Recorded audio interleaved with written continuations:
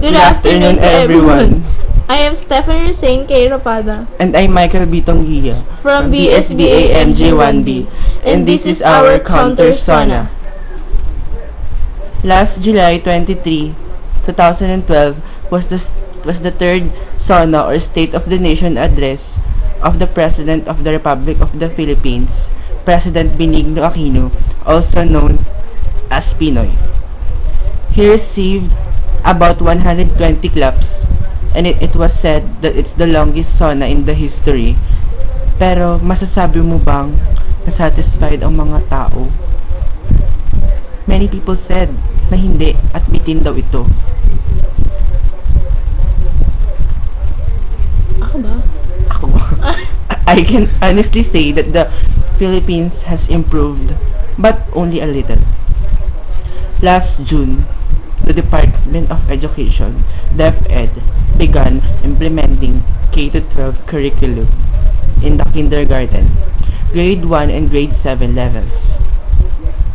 The new program adds 2 years to the elementary and high school curriculum to give the students the necessary skills to obtain a job if they decide to skip college. Education Secretary Armin Luistro said grades 11 and 12 would become mandatory by 2016 and 2017, giving rise to concerns that colleges will have no freshmen and sophomore students during those years. This was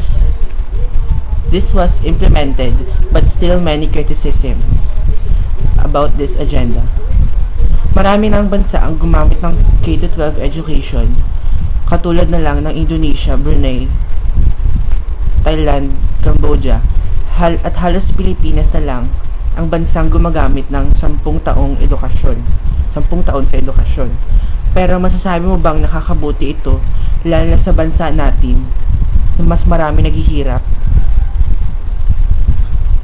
Oo, siguro dahil mas maitataas natin ang antas ng edukasyon sa Pilipinas. Ngunit mas marami pang taon ang maigugugol ng isang mag-aaral na sa halip ay makapagtrabaho ng mas maaga at makaahon sa kahirapan. So far, none of the legislative priorities Aquino mentioned in his SONA or second SONA has been passed into law. Current status: the bill providing compensation to victims of Marcos regime has been approved by the House, but is still pending at the committee level at the Senate.